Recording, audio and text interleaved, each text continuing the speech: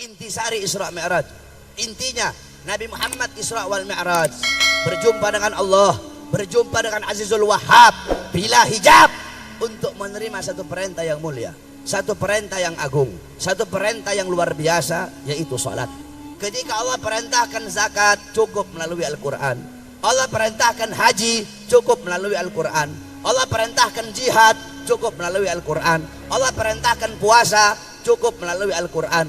Allah perintahkan segala macam, cukup lewat Al-Quran. Tapi ketika Allah perintahkan sholat, tidak cukup melalui Quran.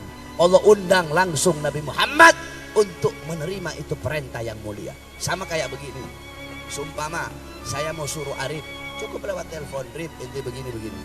Rip, ente pergi ke Habib Umar Al-Aidid. Rip, ente pergi ke pasar burung, beli burung. Rip, ente begini. Tapi ketika Arif mau menerima satu perintah yang penting, gak cuma cukup lewat telepon. Rip, ente datang sekarang ke pondok, penting. Begitu Allah Subhanahu wa taala, ketika Allah perintahkan ini itu cukup, bukan berarti gak penting, penting juga. Tetapi yang paling penting dari seluruh amal ibadah itu adalah sholat. As-sholat ra'sul ibadah. Sholat itu adalah kepalanya ibadah, pangkalnya ibadah, otaknya ibadah. Baik buruknya amal ibadah kamu, bagus rusaknya amal ibadah kamu, tergantung dari sholat. Kalau sholat kamu bagus, sholat kamu baik, maka baik seluruh amal ibadah kamu. Tapi kalau sholat kamu rusak, sholat kamu hancur, sholat kamu bolong-bolong, sholat kamu rusak, sholat kamu hancur, sholat kamu buruk, maka akan hancur, akan rusak, akan buruk seluruh amal ibadah kamu. Oleh karena itu jaga betul-betul kamu punya sholat. Jangan sampai kamu lalai dalam sholatmu. Jaga betul-betul kamu punya sholat. Rasulullah sebelum wafat masih sempat wasiat, alaikum bisalah, alaikum bisalah. Nabi masih wasiat seperti itu. Nabi Muhammad, jangankan saya dan kalian, jangankan kita, saya ahli maksiat, kamu juga ahli maksiat. Saya dan kalian, kita sama-sama ahli maksiat. Gak usah munafik-munafikan. Saya ahli maksiat, kamu juga ahli maksiat.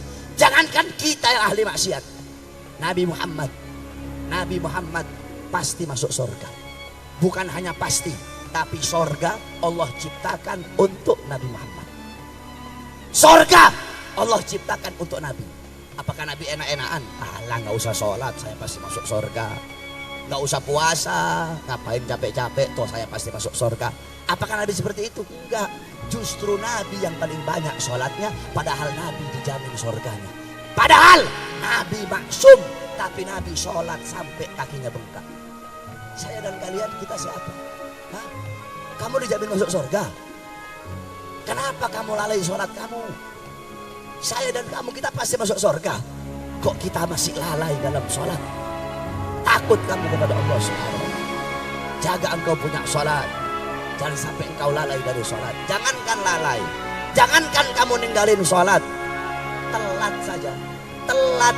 Al-Habib Umar bin Abdurrahman Al-Abbas. Habib Umar satu waktu beliau punya anak wafat. Kamu perhatikan betul-betul ini kisah. Habib Umar anaknya wafat. Ketika anaknya Habib Umar wafat, datang orang-orang takziah.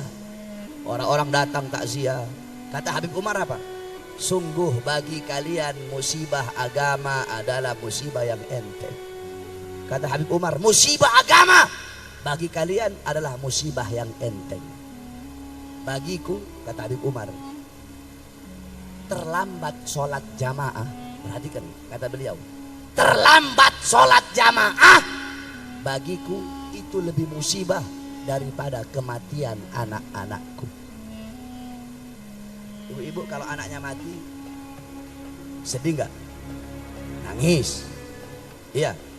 Nah, Habib Umar anaknya mati, anaknya wafat, sedih beliau, nangis beliau. Tapi kata beliau apa?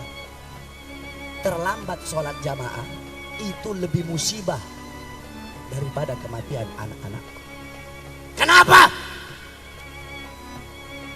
Ketika anakku mati itu adalah musibah dunia, sedangkan terlambat sholat adalah musibah agama. Itu cuma telat, itu musibah agama.